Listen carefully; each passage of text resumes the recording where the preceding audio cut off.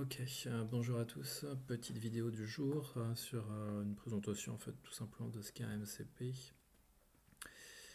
Et puis surtout comment coder MCP. Donc l'idée c'était pour moi d'avoir une page web et puis par rapport à cette page web de pouvoir créer une liaison entre l'intelligence artificielle et la page. Donc ce que j'ai fait c'est que j'ai créé une page web qu'on trouve là. L'exemple il est rudimentaire, hein. J'ai simplement demandé à Claude de me générer en fait un MCP tout simple.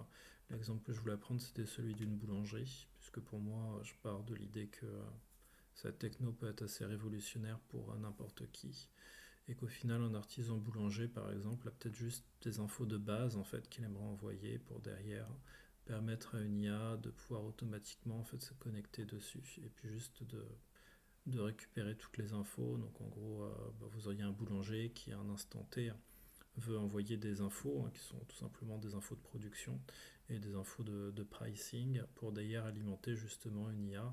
Puis vous pouvez imaginer que ces infos-là en fait peuvent être amenées en fait à être liées à la caisse enregistreuse et puis à être changées en fait au fur et à mesure du temps, hein, de manière, je sais pas moi, à pouvoir savoir la fraîcheur des, euh, des pains pour savoir du coup s'il va y avoir des promotions, pour du coup connaître le stock.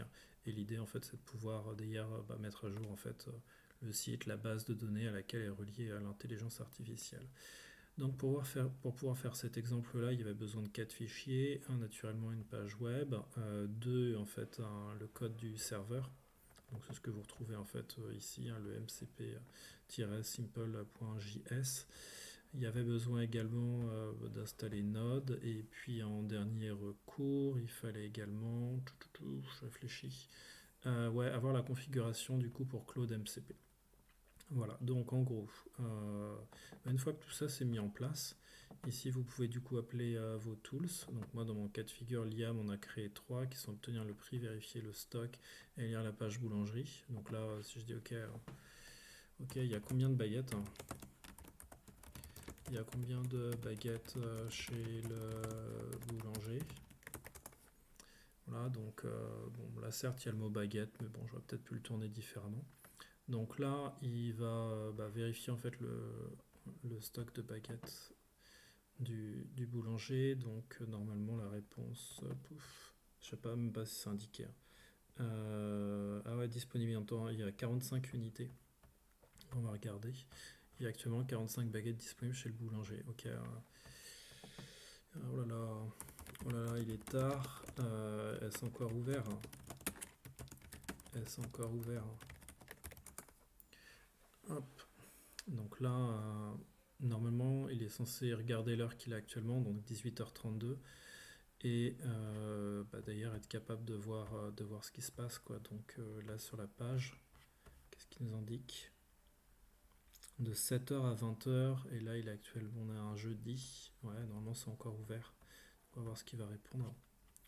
Bonne nouvelle, la boulangerie au Bon Pain est encore ouverte. Aujourd'hui, elle ferme à 20h. Vous avez donc encore du temps. D'ailleurs, si vous... Ok, donc là, c'est super intéressant. Vous voyez qu'il est capable directement d'aller lire la page. Il a appelé la page la fonction lire la boulangerie et est capable de faire le truc.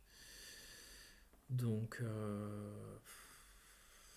voilà quoi, c'est assez puissant comme vous pouvez l'imaginer, parce que si on allait relier du coup ça, comme je vous le disais, de l'information qui est directement libérée par le boulanger, un petit peu comme je le fais là, il est clair et net que ça change un peu le monde, quoi, d'accord? On peut imaginer d'ailleurs un MCP juste pour la commande, relié du coup à votre carte bancaire pour automatiquement que ça achète, que ça réserve les trucs simplement sur, sur une simple requête, un prompt fait de l'utilisateur. Donc vous pouvez imaginer, demain je fais une fête, j'ai besoin que tu m'achètes au meilleur prix les aliments pour pouvoir faire un grand repas, et que derrière tous les aliments me soient livrés. En fait, ce serait une liaison en fait avec tout un paquet de différents MCP, un qui appartient au logisticien, un qui appartient du coup à, je sais pas, je vais dire n'importe quoi, mais à Leclerc, l'autre qui appartient à Carrefour, pour du coup aller chercher les meilleurs prix en fait dans les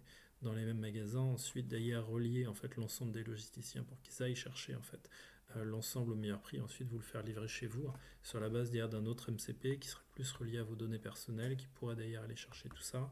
Et puis pareil, il y a un MCP de plateforme de paiement qui elle. Donc c'est vraiment tout un autre monde en fait qui s'ouvre sous nos yeux. Donc après en termes de code, bah, le code, il m'a fallu quand même quelques allers-retours avec l'IA, mais globalement ça s'est bien passé.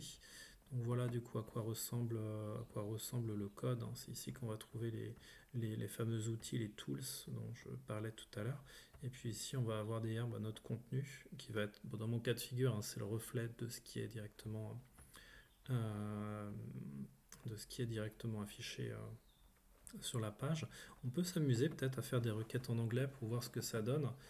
So does this baker selling any cookies? Et puis on va voir ce qui va nous répondre.